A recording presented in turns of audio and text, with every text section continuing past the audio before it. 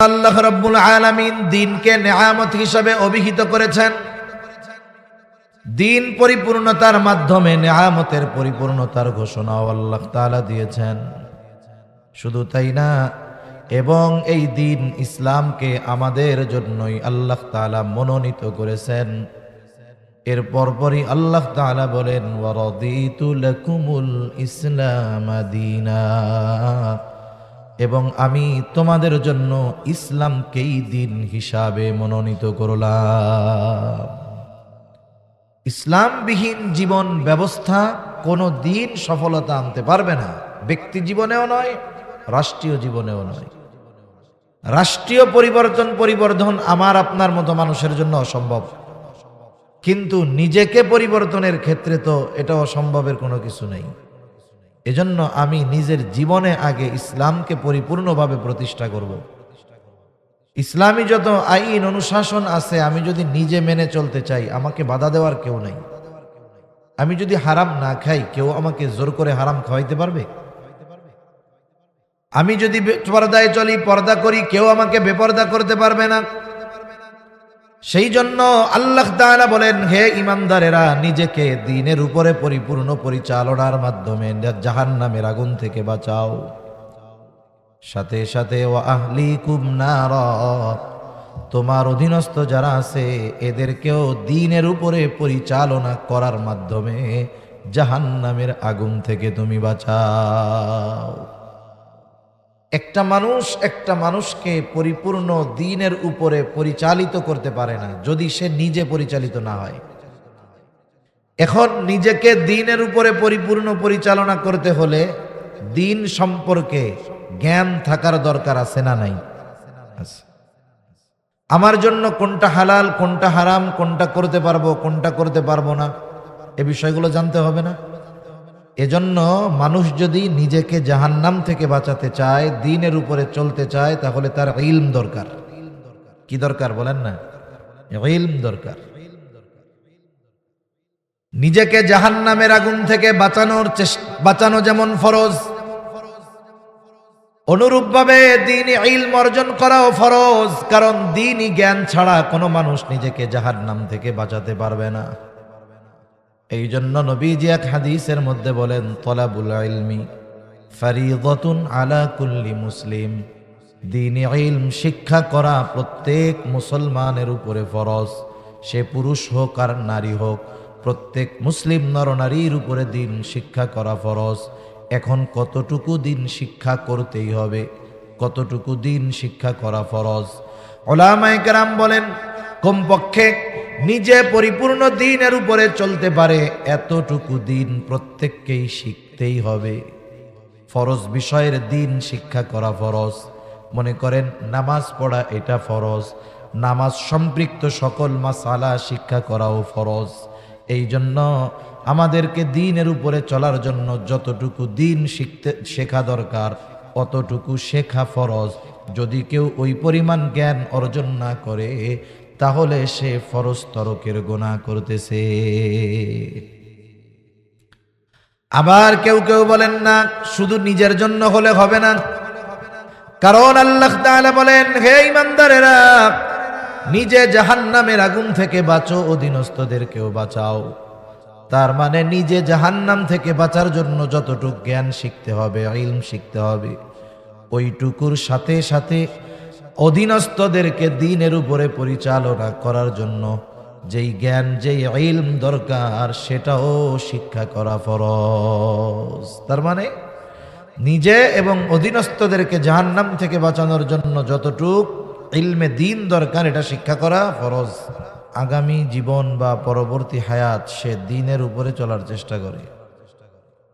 যখন সে জাগতিক শিক্ষায় শিক্ষিত হয় দ্বীনকে বাদ দিয়ে, তখন সে ওই শিক্ষার দ্বারা শুধু দুনিয়া উপার্জনের চেষ্টা করে।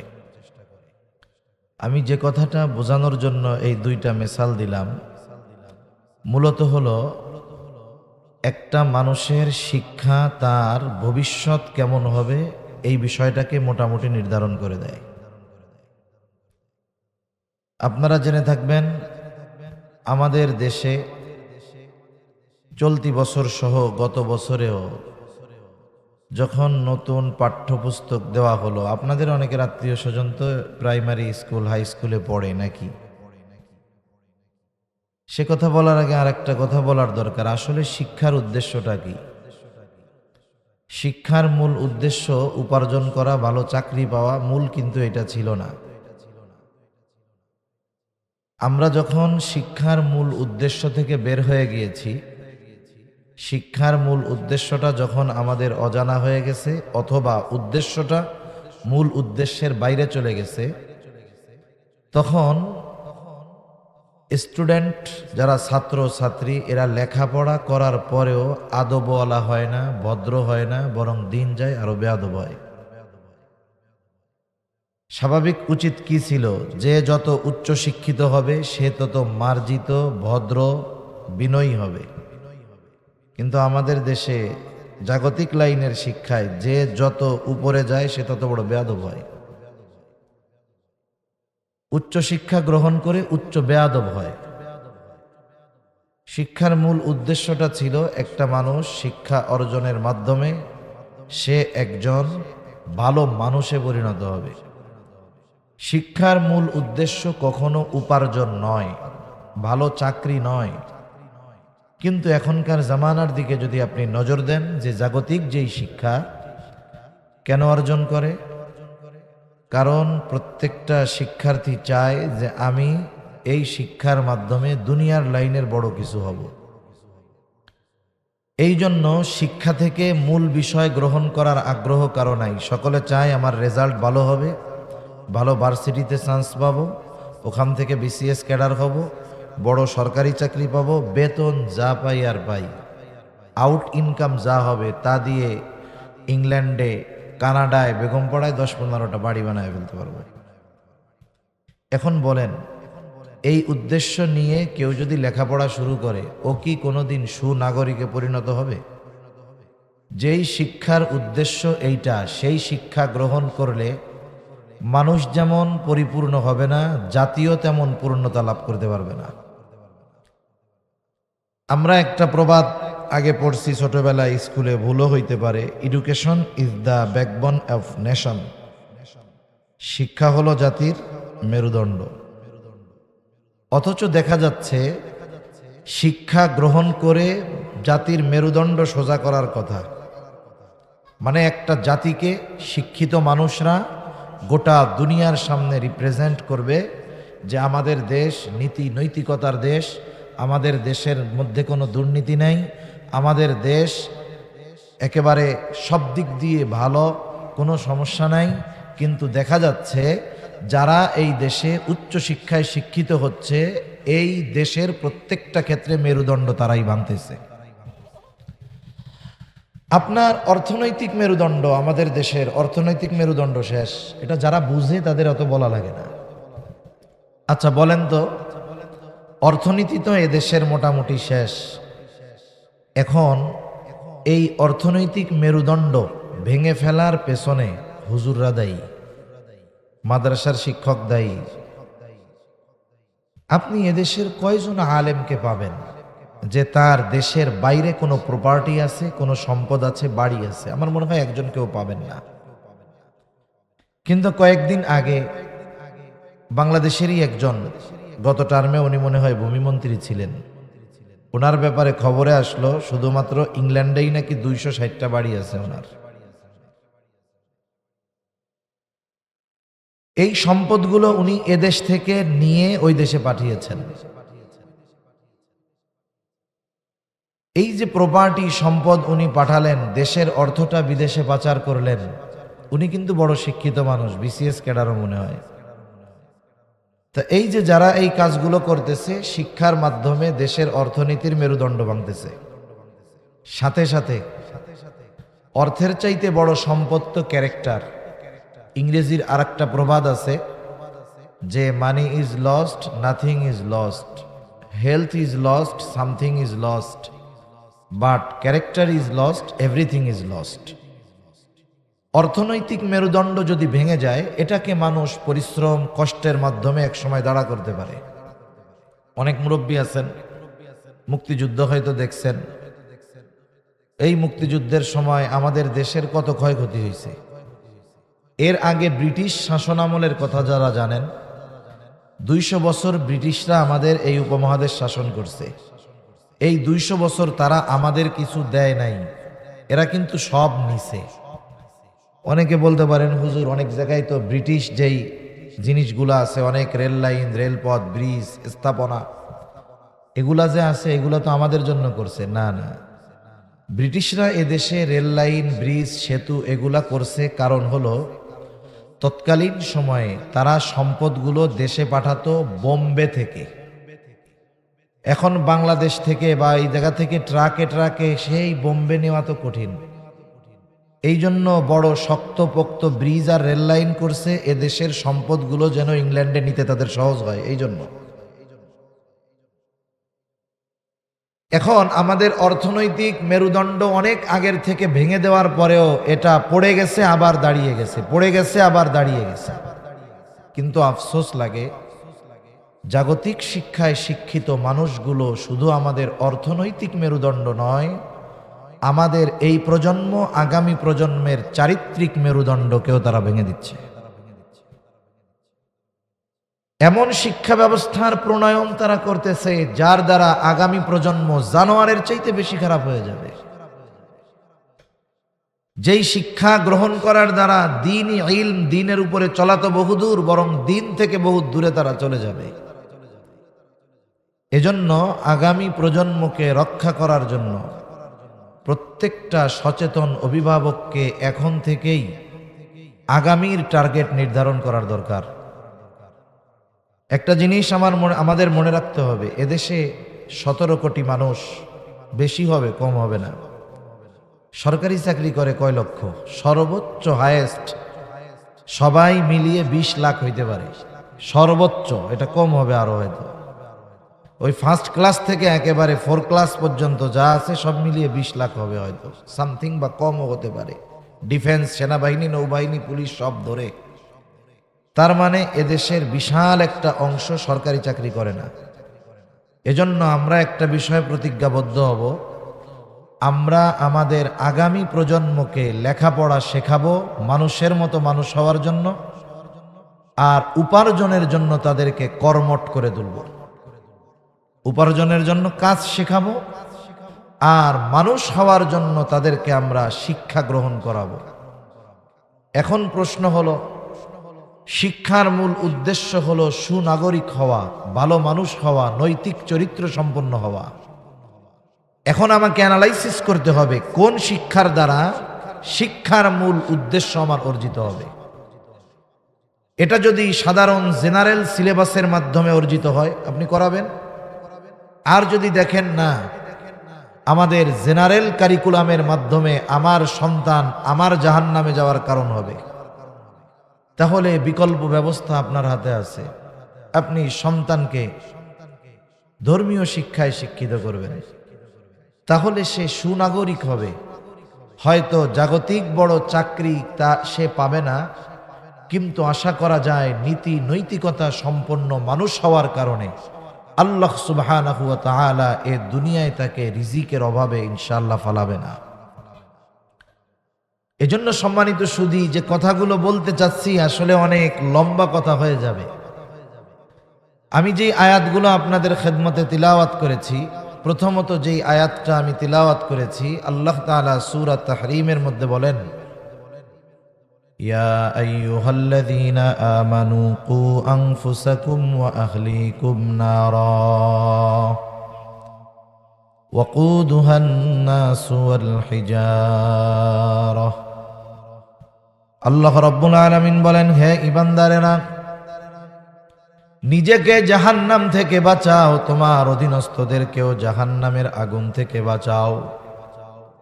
প্রথম প্রশ্ন, নিজেকে কেমনে জাহান্নাম থেকে বাঁচাবো? জবাব হলো, ঈমান তো এনেছো, গুনাহ ছাড়ো, নেকের কাজ করো, তথা আল্লাহ তাআলার আদেশ নিষেধ মান্য করার মাধ্যমে তুমি নিজেকে জাহান্নাম থেকে বাঁচাও। নিজের জীবনটাকে শরীয়তের আলোকে পরিচালিত করো, নিজেকে পরিপূর্ণ ইসলামের মধ্যে দাখিল করো, এজন্য আল্লাহ রাব্বুল আলামিন কোরআনুল কারীমের মধ্যে জানায়া দেন, ইয়া আইয়ুহাল্লাযীনা আমানু দুখুলু ফিস সিলমি কাফা। আল্লাহ তাআলা বলেন, হে ঈমানদারেরা, তোমরা পরিপূর্ণভাবে ইসলামের মধ্যে দাখিল হয়ে যাও, অন্তর্ভুক্ত হয়ে যাও। তার মানে তোমার গোটা জীবনের সব ক্ষেত্রে তুমি ইসলামকে প্রাধান্য দাও।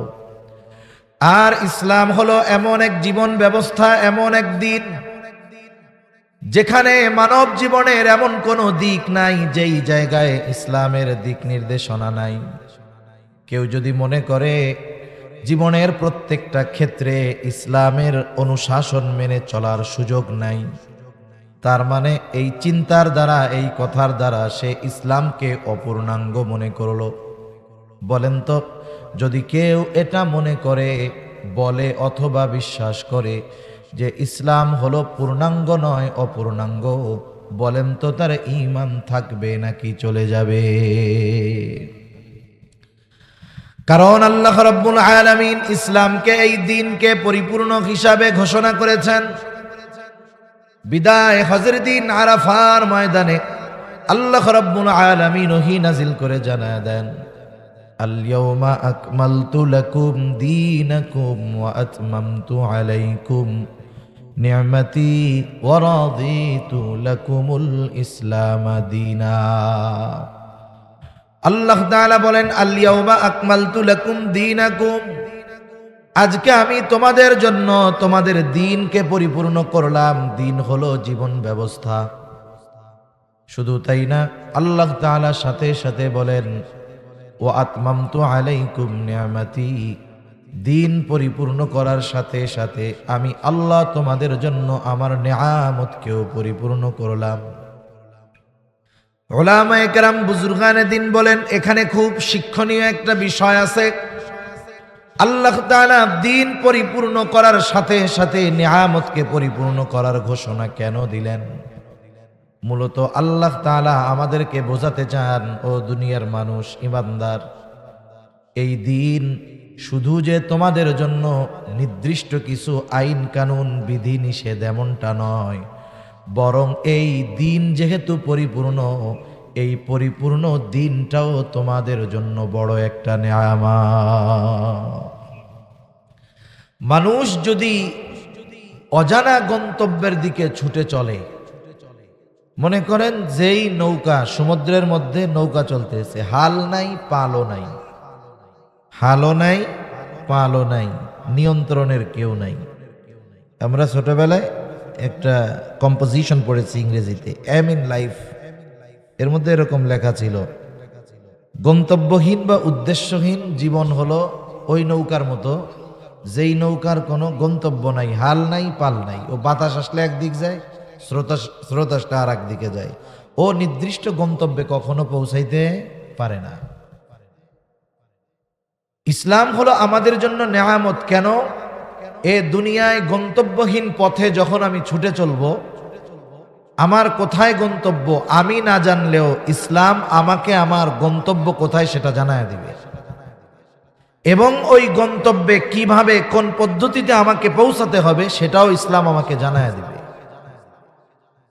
এজন্য এই দুনিয়ার জন্য, দ্বীনের উপরে চলার ক্ষেত্রে, হায়াত অতিবাহিত করার ক্ষেত্রে কি করতে হবে না করতে হবে, সব ধরনের দিক নির্দেশনা ইসলাম আমাকে দিয়েছে। আদেশ নিষেধ ইসলাম আমাকে জানিয়ে দিয়েছে। এটা আমার জন্য শুধু আইন কানুন এমনটা নয়, বরং এই ইসলাম জীবন পথে পরিচালনার ক্ষেত্রে এটা আমার আপনার জন্য নেয়ামত। ঠিক কিনা বলেন? সেজন্য আল্লাহ রাব্বুল আলামিন দ্বীনকে নেয়ামত হিসাবে অভিহিত করেছেন। দ্বীন পরিপূর্ণতার মাধ্যমে নেয়ামতের পরিপূর্ণতার ঘোষণাও আল্লাহ তাআলা দিয়েছেন। শুধু তাই না, এবং এই দ্বীন ইসলামকে আমাদের জন্যই আল্লাহ তাআলা মনোনীত করেছেন। এর পরপরই আল্লাহ তাআলা বলেন, ওয়া রাদিতু লাকুমুল ইসলাম দীনা, এবং আমি তোমাদের জন্য ইসলামকেই দ্বীন হিসাবে মনোনীত করলাম। ইসলামবিহীন জীবন ব্যবস্থা কোনো দিন সফলতা আনতে পারবে না, ব্যক্তি জীবনেও নয়, রাষ্ট্রীয় জীবনেও নয়। রাষ্ট্রীয় পরিবর্তন আমার আপনার মতো মানুষের জন্য অসম্ভব, কিন্তু নিজেকে পরিবর্তনের ক্ষেত্রে তো এটা অসম্ভবের কোনো কিছু নেই। এজন্য আমি নিজের জীবনে আগে ইসলামকে পরিপূর্ণভাবে প্রতিষ্ঠা করব। ইসলামী যত আইন অনুশাসন আছে আমি যদি নিজে মেনে চলতে চাই, আমাকে বাধা দেওয়ার কেউ নাই। আমি যদি হারাম না খাই, কেউ আমাকে জোর করে হারাম খাওয়াইতে পারবে? আমি যদি পর্দায় চলি, পর্দা করি, কেউ আমাকে বেপর্দা করতে পারবে না। সেই জন্য আল্লাহ তাআলা বলেন, হে ঈমানদারেরা, নিজেকে দ্বীনের উপরে পরিপূর্ণ পরিচালনার মাধ্যমে জাহান্নামের আগুন থেকে বাঁচাও। সাথে সাথে ওয়া আহলিকুম নারা, তোমার অধীনস্থ যারা আছে এদেরকেও দ্বীনের উপরে পরিচালনা করার মাধ্যমে জাহান্নামের আগুন থেকে তুমি বাঁচাও। একটা মানুষকে পরিপূর্ণ দ্বীনের উপরে পরিচালিত করতে পারে না যদি সে নিজে পরিচালিত না হয়। এখন নিজেকে দ্বীনের উপরে পরিপূর্ণ পরিচালনা করতে হলে দ্বীন সম্পর্কে জ্ঞান থাকার দরকার আছে না নাই? আমার জন্য কোনটা হালাল, কোনটা হারাম, কোনটা করতে পারবো, কোনটা করতে পারবো না, এ বিষয়গুলো জানতে হবে না? এজন্য মানুষ যদি নিজেকে জাহান্নাম থেকে বাঁচাতে চায়, দ্বীনের উপরে চলতে চায়, তাহলে তার ইলম দরকার। কি দরকার বলেন না? ইলম দরকার। নিজেকে জাহান্নামের আগুন থেকে বাঁচানো যেমন ফরজ, অনুরূপভাবে দ্বীনি ইলম অর্জন করাও ফরজ। কারণ দ্বীনি জ্ঞান ছাড়া কোনো মানুষ নিজেকে জাহান্নাম থেকে বাঁচাতে পারবে না। এই জন্য নবীজি এক হাদিসের মধ্যে বলেন, তলাবুল ইলমি ফারিদাতুন আলা কুল্লি মুসলিম, দ্বীনি ইলম শিক্ষা করা প্রত্যেক মুসলমানের উপরে ফরজ। সে পুরুষ হোক আর নারী হোক, প্রত্যেক মুসলিম নরনারীর উপরে দ্বীন শিক্ষা করা ফরজ। এখন কতটুকু দ্বীন শিক্ষা করতেই হবে, কতটুকু দ্বীন শিক্ষা করা ফরজ? উলামায়ে কেরাম বলেন, কমপক্ষে নিজে পরিপূর্ণ দ্বীনের উপরে চলতে পারে এতটুকু দ্বীন প্রত্যেককেই শিখতেই হবে। ফরজ বিষয়ের দ্বীন শিক্ষা করা ফরজ। মনে করেন নামাজ পড়া এটা ফরজ, নামাজ সম্পৃক্ত সকল মাসালা শিক্ষা করাও ফরজ। এই জন্য আমাদেরকে দ্বীনের উপরে চলার জন্য যতটুকু দ্বীন শেখা দরকার অতটুকু শেখা ফরজ। যদি কেউ ওই পরিমাণ জ্ঞান অর্জন না করে তাহলে সে ফরজ তরকের গুনাহ করতেছে। আবার কেউ কেউ বলেন না, শুধু নিজের জন্য হলে হবে না। কারণ আল্লাহ তাআলা বলেন, হে ঈমানদারেরা, নিজে জাহান্নামের আগুন থেকে বাঁচো, অধীনস্থদেরকেও বাঁচাও। তার মানে নিজে জাহান্নাম থেকে বাঁচার জন্য যতটুকু জ্ঞান শিখতে হবে, ইলম শিখতে হবে, ওইটুকুর সাথে সাথে অধীনস্থদেরকে দ্বীনের উপরে পরিচালনা করার জন্য যেই জ্ঞান, যেই ইলম দরকার সেটাও শিক্ষা করা ফরজ। তার মানে নিজে এবং অধীনস্থদেরকে জাহান্নাম থেকে বাঁচানোর জন্য যতটুক ইলমে দ্বীন দরকার এটা শিক্ষা করা ফরজ। মনে রাখবেন, আমাদের দেশে শিক্ষা ব্যবস্থা দুই ভাগে বিভক্ত। কয় ভাগে? দুই ভাগে। একটা হলো জাগতিক শিক্ষা আর একটা হলো ধর্মীয় শিক্ষা। জাগতিক শিক্ষাটা আবার দুই ভাগে বিভক্ত। একটা হলো জাগতিক উপকারী জ্ঞান, জাগতিক অনুপকারী জ্ঞান। জাগতিক মানে এই দুনিয়ার কিছু শিক্ষা আছে যেটা মানুষের জন্য কল্যাণকর, কিছু শিক্ষা আছে এর মধ্যে কোনো কল্যাণ নাই, বরং ওই শিক্ষা অর্জন করে জাহান্নামে যাওয়া লাগতে পারে। যেমন আমাদের পাঠ্যপুস্তকের মধ্যে এমন কিছু বিষয় ঢুকায় দেওয়ার চেষ্টা করে না, ওরা ঢুকায় দিছেও। প্রতিবাদ করা হইতেছে, আসলে প্রতিবাদ যে হিসাবে দরকার ছিল সেই হিসাবে আমরা করতে পারতেছি না। আমরা অভ্যন্তরীণ কলহ দ্বন্দ্বের মধ্যে লিপ্ত আছি, অথচ এই যে শিক্ষা ব্যবস্থার মধ্যে পাঠ্যপুস্তকের মধ্যে যেই বিষয়গুলো ঢুকায় দেওয়া হলো, এই বিষয়গুলো ঢুকায় দেওয়ার মাধ্যমে নির্দিষ্ট কোনো দলের ক্ষতি তারা করতেছে তা না, বরং সব মুসলমানের ক্ষতি করতেছে, ইমানের ক্ষতি করতেছে। ট্রান্সজেন্ডারের বিষয়টা একেবারে সহজ করে তুলে ধরতে চাচ্ছে। আগামী প্রজন্মকে দ্বীনহীন করার যে শিক্ষা ব্যবস্থা, যেই পাঠ্যপুস্তক প্রণয়ন করা হচ্ছে এর প্রতিবাদ দল মত নির্বিশেষে সকল ধর্মের মানুষের করার দরকার ছিল। এখন বলতে পারেন সব ধর্মের কেন? ইসলাম যেমন এই ট্রান্সজেন্ডার ইস্যুর বিষয়ে সরাসরি ফতোয়া, এ বিষয়ের কোনো সুযোগ নাই, এই বিষয়টা মাইনা নিলেই তো সে বেঈমান। অন্যান্য ধর্মের মধ্যেও এই ট্রান্সজেন্ডার বিষয়টা মেনে নেওয়ার কোনো সুযোগ নাই। এজন্য উচিত ছিল এটাকে শুধু ধর্মীয় মুসলিমরাই প্রতিবাদ করবে তা না, বরং এটাকে জাতীয় আন্তর্জাতিক ইস্যু মনে করে সকল ধর্মের মানুষের সম্মিলিত প্রতিবাদ দরকার ছিল। কিন্তু আফসোস, আমাদের দেশের যারা শীর্ষস্থানীয় যারা এটার প্রতিবাদ করবে, হয়তো তারা আমাদের সাধারণ মানুষের কাছে কথাটাগুলোকে ওইভাবে গুরুত্ব সহকারে আমরা পৌঁছাইতে পারি না। এটা আমাদের ব্যর্থতা। জনসাধারণকে সচেতন করার দরকার ছিল, কিন্তু আমরা হয়তো পারি নাই। তাহলে জাগতিক শিক্ষা দুই ভাগে বিভক্ত, একটা হলো কল্যাণকর আর একটা হলো অকল্যাণকর। যেমন জাগতিক শিক্ষার একটা শিক্ষা আছে, জাগতিক শিক্ষায় ডারউইনের মতবাদ শিক্ষা দেওয়া হয়। যেমন মানুষ হইছে বলে বানর থেকে, নাউজুবিল্লাহ বলেন। এখন মানুষ কেমনে হইল? আল্লাহ তাআলা কোরআনুল কারীম এবং রাসূলুল্লাহ সাল্লাল্লাহু আলাইহি ওয়াসাল্লাম হাদিসের মধ্যে ব্যাখ্যা সহকারে সুস্পষ্টভাবে মানুষ কোথার থেকে কিভাবে সৃষ্টি হয়েছে একেবারে সুস্পষ্টভাবে কোরআন এবং হাদিসের মধ্যে স্পষ্ট বর্ণনা আছে।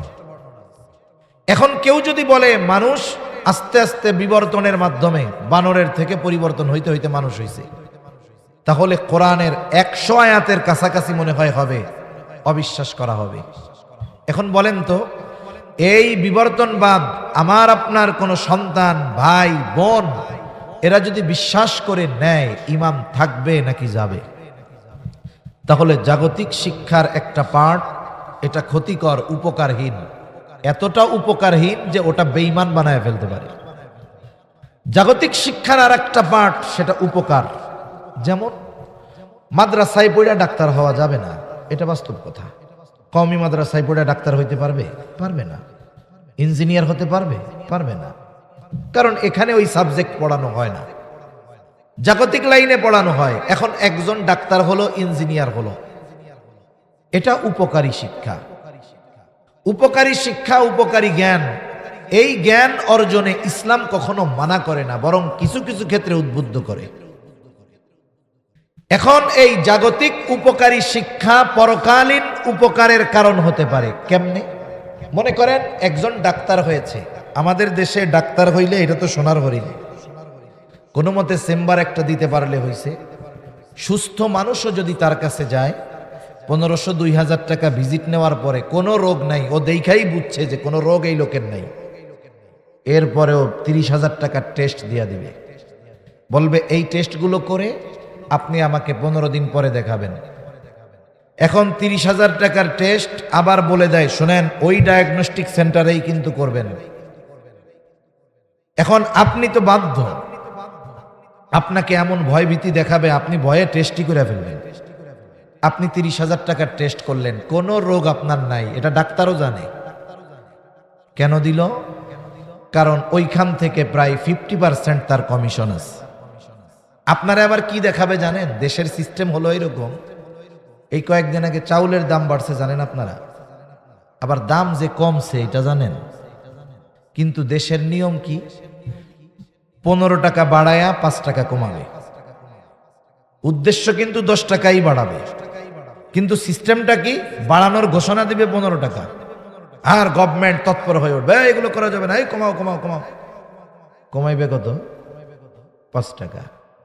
এটাই ওদের সাথে কন্ডিশন ছিল যে আমরা এরকম করব, আপনারা এরকম করবেন।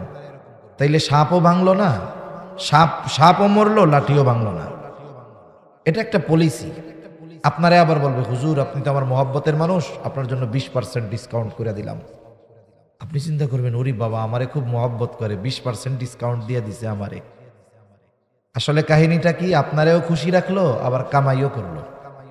আবার কয়দিন পরে যখন দেখাইতে যাবেন, তখন আবার হাফ ভিজিট দিবেন। এই ধরনের ডাক্তার সমাজে কম না বেশি? এখন বলেন তো, সে তো জাগতিক উপকারী জ্ঞান অর্জন করেছিল, কিন্তু এই উপকারী জ্ঞানের সৎ ব্যবহার না হওয়ার কারণে এই জ্ঞানটা তার আখিরাতের জন্য কল্যাণকর হবে না ক্ষতিকর হবে। সে মানুষকে ঠকাইছে, ধোঁকা দিয়েছে। আর নবীজি বলেন, মান গাশশানা ফালাইসা মিন্না, যে ধোঁকা দেয় সে আমার উম্মত না। আর একজন ডাক্তার হয়েছে ঠিক, কিন্তু মানুষ ওই ডাক্তারের মতো সে ডাকাত না। সে গরিব মানুষ গেলে লিখে দেয় যে এখানে তার জন্য ভিজিট ফ্রি, কোনো টাকা দেওয়া লাগবে না। বেহুদা কোনো টেস্ট দেয় না। আবার গ্রাম থেকে শহরে সে থাকে, মাসে 2-1 বার গ্রামের মানুষকে খেদমতে খালকের নিয়তে, মানুষের খেদমতের নিয়তে গ্রামে আসে, প্রাথমিক কিছু ওষুধ নিয়ে আসে। মানুষ তার কাছে আসে, ওই সপ্তাহে বা মাসে 1 দিন 2 দিন ফ্রি ট্রিটমেন্ট করে মানুষদের, করে আল্লাহর জন্য। এখন বলেন তো, তার এই উপকারী জ্ঞানটা তাকে দুনিয়াতে যেমন কল্যাণকর জিনিসের ব্যবস্থা করবে, আখিরাতেও তার জন্য এই কাজ নাজাতের কারণ হতে পারে কি পারে না? দুনিয়াবি উপকারী জ্ঞান তখনই কাজে লাগবে যখন ওই দুনিয়াবি উপকারী জ্ঞানের সাথে দ্বীনের সমন্বয় থাকবে। এই যে ব্যক্তিটা দ্বীন ঢুকায় দিছে কি, যে আমি মানুষের এই খেদমতটা করতেছি আল্লাহর জন্য, মানুষকে ঠকাবো না, আমি সুস্থতার সাথে আমি মানুষের জন্য একেবারে নিবেদিত প্রাণ হব, আমার তো আল্লাহ তাআলা দিচ্ছে কিছু উপকার তাদের জন্য করব। এতে কি হলো? দুনিয়াও অর্জন হলো, এর সাথে দ্বীনকে একটু মিশায়া দেওয়ার কারণে এটা তার আখিরাতের জন্য কল্যাণকর হয়ে গেল। এবার আসেন ধর্মীয় শিক্ষা। ধর্মীয় শিক্ষাটাও 2 ভাগে বিভক্ত। একটা হলো যেই ধর্মীয় জ্ঞান অর্জন করা ফরজ, আর একটা হলো যেই ধর্মীয় জ্ঞান অর্জন করা ফরজে কিফায়া। যেই জ্ঞানটা ফরজ, ওই ফরজ পরিমাণ জ্ঞান প্রত্যেকটা মুসলমানের জন্য শিক্ষা করা ফরজ। একজন মুসলমানের জন্য সে যা করে করুক, কৃষক হোক, সিএনজি চালাক, দিনমজুর করুক, যা করে করুক, তার জন্য শিক্ষা করা কি ফরজ। আরেকটা হলো ফরজে কিফায়া, এটা সকলের জন্য ফরজ না। কিছু মানুষ যদি এই জ্ঞান অর্জন করে, তাহলে তার ওই জ্ঞানের দ্বারা ওই সমস্ত মানুষগুলো উপকৃত হতে পারবে। যেমন জানাজার নামাজ, এক এলাকার কেউ যদি না পড়ে সবাই গুনাহগার হবে, কয়েকজন পড়লে সবার পক্ষ থেকে আদায় হয়ে যাবে। সব মানুষের মুফতি হওয়া জরুরি না, কিন্তু কিছু মানুষের মুফতি হওয়া জরুরি। কারণ যখন নতুন কোনো সমস্যা আসবে, সাধারণ মানুষ এর সমাধান যখন পাবে না, মুফতি সাহেব সমস্যার সমাধান করবে। এজন্য জরুরতে দিন যেটা, ফরজ পরিমাণ দিন যেটা, এটা আমাদের সকলের শিক্ষা করা ফরজ।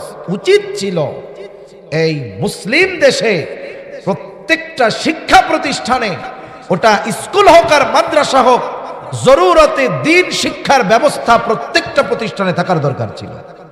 কিন্তু আমাদের স্কুলগুলোতে আছে? জোরে বলেন না, আছে? নাই। তাহলে যেই শিক্ষাটা ফরজ সেটাই নাই, বরং শিক্ষা হচ্ছে এমন যেই শিক্ষা গ্রহণ করে আমাদের মুসলমানের সন্তানেরা বেঈমান হওয়ার দিকে ধাবিত হয়ে যাচ্ছে। এজন্য অভিভাবক হিসাবে আমাদের সচেতন থাকতে হবে। আমি যদি আমার সন্তানকে ফরজ পরিমাণ দিন শিক্ষার ব্যবস্থা না করি, সন্তানের হক এটা, তাহলে ওই সন্তান যদি বদ্দিন হয়, ওই সন্তান যদি কিয়ামতে জাহান্নামী হয়, আমি বাবা যত ভালো নেককার বুজুর্গ হই না কেন, আমাকে ধরা পড়তে হবে ওই সন্তান আমার ওই অধীনস্থ ব্যক্তির কারণে আমার জান্নাতে যাওয়া কঠিন হয়ে দাঁড়াবে। এজন্য আল্লাহ রাব্বুল আলামিন বলেন, পরিপূর্ণ দ্বীনের উপরে চলার মাধ্যমে নিজেকে জাহান্নাম থেকে বাঁচাও। অধীনস্থদেরকে জাহান্নাম থেকে বাঁচাবা কেমনে? দ্বীনের উপরে চলার শিক্ষা প্রদান করার মাধ্যমে। কারণ ছোট বাচ্চা যখন ছোট থাকে, সে অবশ্যই কারো না কারো অধীনে থাকে। ছোট বাচ্চাদের দ্বীন শিক্ষা দেওয়া এটা তাদের অন্যতম হক। এই জন্য কোনো অভিভাবক যদি সন্তানকে জরুরতে দ্বীন শিক্ষার ব্যবস্থা না করে, ওই অভিভাবক তার সন্তানের হক নষ্ট করে। এজন্য আপনি আপনার সন্তানকে বড় হয়ে কি বানাতে চান সেটা পরের কথা, কিন্তু তার ভিত্তিমূলক শিক্ষাটা দ্বীনি শিক্ষায় শিক্ষিত করার দরকার আছে না নাই? আছে। এজন্য দেখবেন হাই লেভেলের জেনারেল শিক্ষিত যারা, অথবা জাগতিক শিক্ষার উচ্চ শিক্ষার যেই বিষয়গুলো ওগুলার চাইতে প্রাইমারি শিক্ষায় বাচ্চাদেরকে এমন কিছু মগজে ঢুকায় দেওয়ার চেষ্টা করা হয় যার দ্বারা ওই শিশু বাচ্চার মননে বিকাশে ইসলাম বিদ্বেষী ভাব ফুটে ওঠে। এই জন্য ক্লাস 3-র মধ্যে ধর্ম বইয়ের মধ্যে কি করছে, ইসলাম ও নৈতিক শিক্ষা বই, এর কাভার পেজের পেছনের ভেতরের পাশে ওইখানে দুর্গার মূর্তি দিয়ে রাখছে। 2, 4, 5, 10টায় যদি ভুল হইতো বুঝতাম, গোটা দেশে হইল কেন? তার মানে এটা ইচ্ছাকৃতভাবে করছে যে আমাদের অবস্থা কি, আমরা কোনো প্রতিবাদ করি কিনা, বলি কিনা, এ বিষয়টা যাচাই বাছাই করার জন্য এটা করেছে। যখন সাধারণ মুসলিমও ফুসলে উঠছে, আস্তে করে পরের দিন থেকে বইগুলো আবার মার্কেট থেকে উঠায় নিয়ে গেছে। এ দুষ্টুমিটা করার কি দরকার ছিল? এত টাকা ব্যয় করার কি দরকার ছিল? ওদের টাকা ব্যয় কোনো ব্যাপার না, কারণ যারা ইসলাম বিদ্বেষী ওদের কাছে আমরা আমাদের ইমানের মূল্য না বুঝলেও ওরা আমাদের ইমানের দাম বুঝে। এই জন্য ব্যাপক অর্থ ব্যয় করে ওরা আমাদের ইমান কিনতে চায়। গোটা দুনিয়া, দেশের মধ্যে আমাদের দেশ সহ গোটা দুনিয়া আছে খ্রিস্টান মিশনারি যারা আছে, এনজিও যারা আছে, এদের উদ্দেশ্য কি? এদের উদ্দেশ্য হলো মূলত দিনহীন করা আমাদেরকে। ও সম্প্রতি সময়ের একটা কথা না বললেই তো নয়, বাংলাদেশের এনজিও গুলোর মধ্যে অন্যতম এক এনজিও সংস্থা হলো ব্যারাক। নাম শুনছেন? আছে আশেপাশে ব্যারাকের শাখা।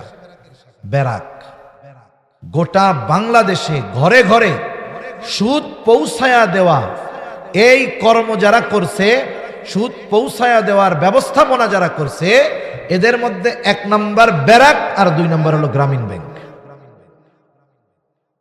মনে রাখবেন, একজন মানুষ নোবেল পুরস্কার কয়েক কারণে পায়। নোবেল পুরস্কার যদি এমন কিছু করতে পারেন যার দ্বারা গোটা মুসলিম উম্মার বড় ক্ষতি হবে, আপনি করেন, দেখবেন আপনিও নোবেল পুরস্কার পেয়ে গেছেন। ডক্টর ইউনূসরে নোবেল পুরস্কার দিছে কেন? ও কি করছে? অর্থনীতির কি করছে সে? বরং এদেশের ইতিহাস যদি ঘাটা হয়, ঘরে ঘরে সুদ পৌঁছায়া দেওয়ার অবদান রাখছে ও। ইমানহীন করার মিশনে এই ইউনূসের অবদানের কারণে নোবেল কমিটি ওকে অর্থনীতিতে নোবেল দিয়েছে, ওকে নোবেল পুরস্কার দিয়েছে। এই জন্য ফজলে হাসান আবেদ মারা গেছে। এই মানুষগুলোর যে আকীদা বিশ্বাস, এদের জন্য মাগফিরাতের দোয়া করা যায় না, কারণ ও যেই বিশ্বাসের উপরে মরছে, ওদের জন্য মাগফিরাতের দোয়া করা যায় না, যদিও মনে হয় মুসলমান ঘরের সন্তান।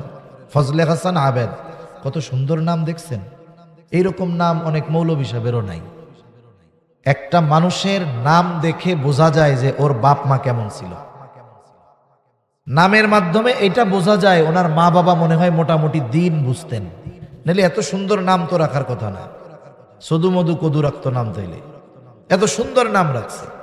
এই লোকটাকে ব্রিটিশরা নাইট উপাধি দিয়েছে, স্যার উপাধি দিয়েছে। এটা নোবেলের পরে বড় একটা পুরস্কার। কেন দিছে? ব্যারাক প্রতিষ্ঠা করার জন্য।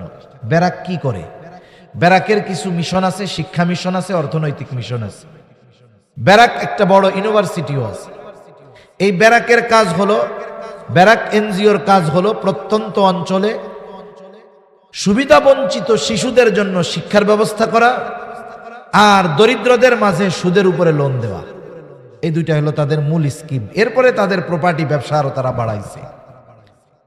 এখন এই ব্যারাক যেই সব জায়গায় প্রতিষ্ঠান ছিল ব্যারাকের, মানুষ ফ্রি ফ্রি পড়তে যাইতো, ছোট ছোট বাচ্চারা যাইতো, তাদেরকে শিক্ষা দিত সুকৌশলে, ইমানহীন তাদেরকে করা হইত। এর পদ্ধতি একটা আমি আপনাদের বলি, এগুলো আমরা ওলামায়ে কেরাম বলার কারণে ওরা অনেকটা চেপে যায়, না বললে তো করতেই থাকবে। ছোট ছোট কোমলমতি শিশু বাচ্চারা আসে, ওদের প্রজেক্ট থাকে। বাচ্চারা আসলে ওদেরকে কিছু খাবার দাবার, চকলেট, পছন্দের যা তাই দেওয়া হয়। আপনি যদি একটা শিশু বাচ্চা 2 বছর বয়স, ওরে যদি একটা স্বর্ণের টুকরা না দেন এত বড়, আর যদি 1 টাকা দামের 5টা চকলেট দেন, বলেন তো ও কি নিবে? ওর চাহিদা ওই সময় এরকম। ওই ছোট বাচ্চারা আসতো, ব্যারাক প্রজেক্ট থেকে টাকা দেওয়া হতো যে তোমরা ওদের চকলেট টকলেট বিস্কিট কিনে দিবা। এইবার বাচ্চাদেরকে বলতো তোমরা চোখ বুইজা আল্লাহর কাছে চকলেট চাও তো। এইবার বলে আল্লাহ, ছোট বাচ্চা তো বুঝে না, তো বলে আল্লাহ চকলেট দেন, চকলেট দেন, চকলেট দেন। এখন চকলেট তো আসে নাই। এইবার চোখ বন্ধ করে আপুর কাছে চকলেট চাও তো, বলে আপু চকলেট দেন চকলেট দেন। এবার আপু সবার হাতে হাতে এক একটা চকলেট দিত। এবার সবার হাতে চকলেট চলে গেছে। এখন আপু জিজ্ঞাসা করে ছোট ছোট কোমলমতি বাচ্চাদের, বলো তো চকলেট কে দেয়? আল্লাহ দেয়? বলে না আল্লাহ দেয় না। চকলেট কে দেয়? বলে আপু দেয়। এই যে যে কথাটা, এটা হয়তো আমাদের কাছে ছোট মনে হতে পারে, কিন্তু এই কথা তার মননে মগজে মস্তিষ্কে যখন বসে যাবে, তার মন থেকে এটা উঠে যাবে যে সব কিছু ও দেয়, সে দেয়, আল্লাহ কোনো কিছুই দেয় না। নাউজুবিল্লাহ বলেন। এই যে ব্যারাকের শিক্ষা প্রকল্পের একটা বিষয় শুধু আমি আপনাদের সামনে বললাম, ঈমানহীন করা উদ্দেশ্য এদের মূল। দ্বিতীয়, অর্থনৈতিকভাবে সমাজের রন্ধ্রে রন্ধ্রে এই ব্যারাক লোন দিয়ে দিয়ে একেবারে ঘরের মধ্যে পর্যন্ত সুদ পৌঁছায় দিছে। এনজিওরা সুদ দেয়, পুরুষদের দেয় না। সদস্য হওয়া লাগে নারী। গ্রামীণ ব্যাংকেও সদস্য হওয়া লাগতো নারী। যখন সাপ্তাহিক তাদের আলোচনা হইতো, ওই জায়গায় কোনো পুরুষ প্রেজেন্ট থাকতো না, সব নারী। আবার চেহারা ডাইকা ওই অফিসারের সামনে গেলে লোন হবে না, সবকিছু হবে না, চেহারাও দেখানো লাগতো। একটা ঘরে যদি বেপর্দা বেহায়াপনা ঢুকায়া দেওয়া যায়, সাথে সাথে হারামকে ঢুকায়া দেওয়া যায়, বলেন তো ওই পরিবার থেকে নেক্সট জেনারেশন যারা আসবে, এরা তো এমনিই মোটামুটি দিনহীন হয়ে আসবে, ঠিক কিনা বলেন? কিন্তু আমরা বুঝি নাই। আমরা চিন্তা করছি আমাদের ক্ষুদ্র ঋণ দিয়ে আমাদেরকে অর্থনৈতিকভাবে স্বাবলম্বী হওয়ার সহযোগিতা তারা করতেছে। না না, এই টাকা ইনভেস্ট করে সুদের মতো জঘন্য হারামকে আমাদের ঘরে ঢুকিয়ে দিয়ে তারা আমাদের ঈমানটাকে কিনে নিয়ে যাচ্ছে, আমরা বুঝতেই পারতেছি না। এই ব্যারাক বড় ইউনিভার্সিটি ঢাকার মধ্যে আছে। এই কয়েকদিন আগে আধুনিক এই শিক্ষা ব্যবস্থা এবং পাঠ্যপুস্তক নিয়ে শিক্ষকদের সেমিনার হয়েছে একটা। এই সেমিনারে ব্যারাক ইউনিভার্সিটির একজন শিক্ষক বক্তব্য দিয়েছেন। তিনি তার বক্তব্যে বলেছেন যে আপনি বাজার থেকে একটা বই কিনবেন, সপ্তম শ্রেণীর সামাজিক বইটা আপনি কিনবেন, সমাজ বই, সামাজিক শিক্ষা। এর মধ্যে 2টা পৃষ্ঠা আছে যেখানে ট্রান্সজেন্ডারের ব্যাপারে উদ্বুদ্ধ করা হইতেছে। আপনারা সবাই ট্রান্সজেন্ডার বোঝেন কি বোঝেন না আমি বুঝতেছি না। আমাদের দেশে আমরা তৃতীয় লিঙ্গ হিজড়া বলি, হিজড়া আছে না? একটা হলো হিজড়া, এটা সৃষ্টিগতভাবেই হয়েছে, এর বিষয়টা ভিন্ন। কিন্তু ট্রান্সজেন্ডার কারা? ট্রান্সজেন্ডার হলো ও নিজে ছিল পুরুষ, বিভিন্ন অস্ত্রোপচার অপারেশনের মাধ্যমে নিজের গঠনকে নারীতে রূপান্তর করে সে, এরপরে সে নিজের নারী দাবি করে। আসলে ট্রান্সজেন্ডারের মাধ্যমে একটা মানুষ পুরুষ থেকে নারী হতে পারে না, কিছু গঠন অপারেশনের মাধ্যমে পরিবর্তন করে, কিন্তু হাকিকতে সে পুরুষই থেকে যায়। এখন মনে করেন ট্রান্সজেন্ডার কারা হইতে পারবে? এটারে আরো সহজ করতেছে ওরা। কয়েকজন পুরুষ, ও যদি মনে মনে ভাবে যে আমি নারী, তাইলে ও নারী বলে গণ্য হবে। নাউজুবিল্লাহ। আমার তো মাঝে মধ্যে মনে হয় আমি বাংলাদেশের প্রেসিডেন্ট, আমি কি হইতে পারবো? আমার তো মনে মনে চায় যে আমি বাংলাদেশের প্রধানমন্ত্রী হইতে পারবো? তাহলে এই বিষয়টা তো সহজ বিষয়, যে একটা মানুষ পুরুষ হওয়ার পরে সে যদি নিজেকে মনে মনে নারী ভাবে, তাইলে এই লোকটা যে অসুস্থ এটা বুঝতে কোনো কিছু বাকি আছে? তাহলে 1 নাম্বার, এই ট্রান্সজেন্ডারের চিন্তা ভাবনা এটা একটা বড় ধরনের মানসিক রোগ, এবং যারা এই রোগাক্রান্ত এরা বিকারগ্রস্ত।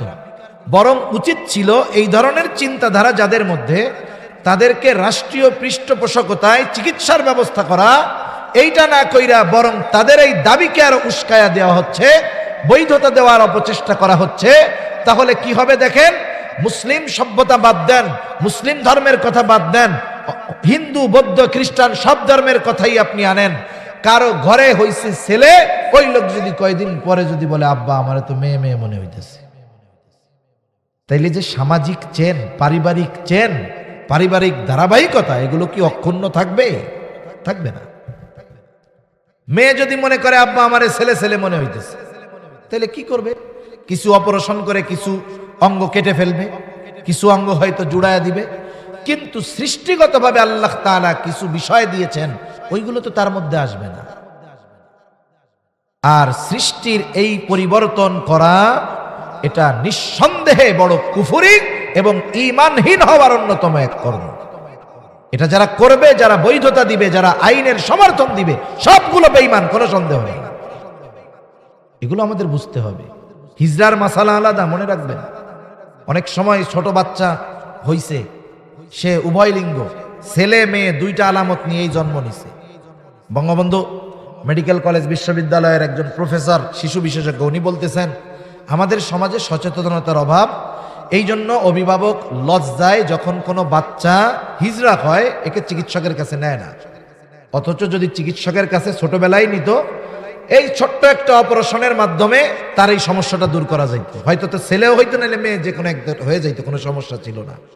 কিন্তু এনারা আনে না। এরপরেও বড় হওয়ার পরেও কোনো হিজড়া যার মধ্যে দুইটাই আছে, মানে পুরুষের আলামতও আছে, নারীর আলামতও আছে। মাসালা হইল, নারীর আলামত যদি বেশি থাকে সে নারী হিসাবে ধর্তব্য হবে, পুরুষের আলামত বেশি থাকলে পুরুষ হিসাবে ধর্তব্য হবে। কিন্তু কোন ওই হিজড়া যদি চায় যে তার মধ্যে পুরুষের আলামত বেশি, সে ওই নারীর যেই বিষয়গুলো আছে এগুলো বের করে ফেলবে, অপারেশন করবে, এটা তার জন্য বৈধ হতে পারে, কারণ সে অসুস্থ, চিকিৎসা গ্রহণ করছে। আর একজন পরিপূর্ণ ছেলে সে কিভাবে অপারেশনের মাধ্যমে নিজে নারী হতে চায়, এটা নিঃসন্দেহে বিকারগ্রস্ত আর মানসিক রোগী ছাড়া কোনো সময় সম্ভব হতে পারে না। এই বিষয়গুলো আমাদের বুঝতে হবে। এই শিক্ষাগুলো আমাদের হাই স্কুল, কলেজে, প্রাইমারি শিক্ষায় আমাদের বাচ্চাদেরকে শিক্ষা দেওয়ার প্রচেষ্টা চলতেছে। ও যখন একটা জিনিস বারবার বারবার বারবার বারবার পড়বে, ও এই খারাপ জটিল বিষয়টাকে সিম্পল মনে করবে। এজন্য উলামায়ে কেরাম অনেক সচেতন, সতর্ক, উম্মার কল্যাণের ফিকির করে। দেখেন, আমরা কখনোই উলামায়ে কেরাম বলে না যে নারীদের জন্য নারী শিক্ষা বাদ দাও। কোনো আলেম এই কথা বলছে যে নারী শিক্ষা বাদ দেন, নারীদের শিক্ষা লাগবে না? না না, উলামায়ে কেরাম সহশিক্ষার বিরোধিতা করছে। আসলে আমরা কি করব? রোগ তো চতুর্দিকে, বলতে চাই একটা, স্মরণ আসে আর একটা। কোনটা বলবো আমরা? একটু খেয়াল করে দেখেন, আমরা অনেক সময় যারা একটু রক্ষণশীল ফ্যামিলি, দ্বীনের উপরে চলার চেষ্টা করি, আমরা ছেলেদের সাথে চলাফেরা